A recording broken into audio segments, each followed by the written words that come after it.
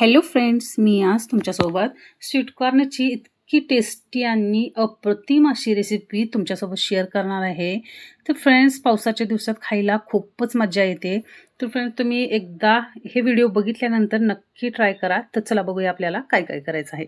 तर आता एका पातेल्यात तिथं पाणी आपल्याला गरम व्हायला ठेवायचं आहे आणि त्याच्यात आपल्याला स्वीटकॉर्न ॲड करायचे आहेत.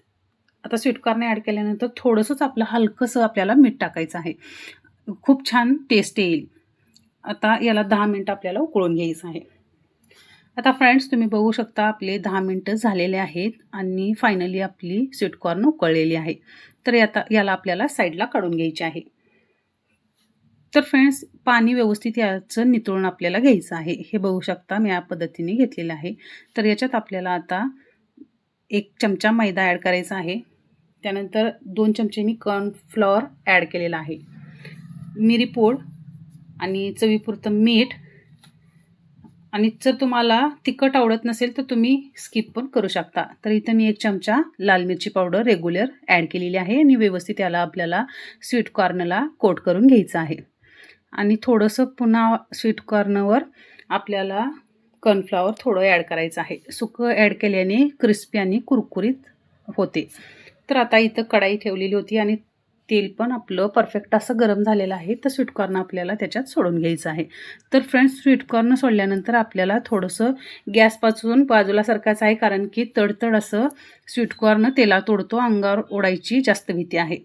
तर फ्रेंड्स, हे बघा, फायनली आपले कुरकुरी आणि क्रिस्पी स्वीटकॉर्न तयार झालेले आहेत. आता याला साईडला काढून घ्यायचे आहे.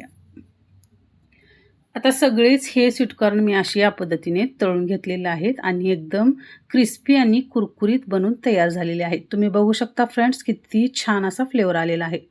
तर आता कढाईमध्ये थोडंसंच मी तेल ॲड केलेलं आहे आणि बारीक केलेल्या लसूण आपल्याला त्याच्यात ॲड करायचं आहे आणि थोडंसं हलकं लाल होऊ द्यायचं आहे. त्यानंतर 1 कांदा आणि थोडीशी शिमला मिरची आपल्याला ॲड करायची आहे आणि हलकंसं याला आपल्याला परतवायचं आहे. जास्त परतवायचं नाही आहे, कच्चंसं असं राहावं आणि छान असा फ्लेवर येतो, त्यामुळे या पद्धतीने आपल्याला परतून घ्यायचं आहे. आता त्यानंतर आपल्याला स्वीटकॉर्न याच्यात ॲड करायचं आहे आणि व्यवस्थित याला आपल्याला मिक्स करून घ्यायचं आहे. तर फायनली आपलं हे मिक्स झालेलं आहे. तर काही मसाले पुन्हा आपल्याला याच्यात ॲड करायचे आहेत.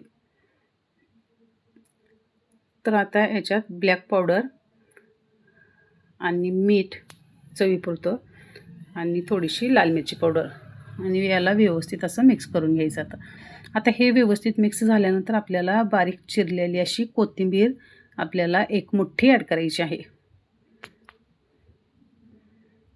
आणि फ्रेंड्स, परत आपल्याला अर्ध लिंबू त्याच्यात पिळायचं आहे. खूप छान टेस्ट येते आणि चव पण खूप छान येते आणि खूप यमी पण लागतं. त्यामुळे आपल्याला लिंबू पिळायचंच आहे आणि खरंच खूप छान टेस्ट येते. एकदा नक्की ट्राय करा. तर तुम्ही बघू शकता एकदा व्यवस्थित याला आपल्याला मिक्स करून घ्यायचं आहे.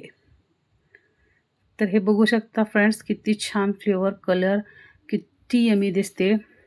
तुम्ही एकदा नक्की ट्राय करा आणि कमेंटमध्ये सांगा की तुमची स्वीटकॉर्नची रेसिपी कशी बनली.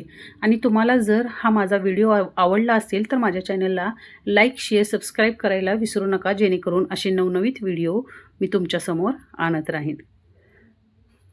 Thanks for watching.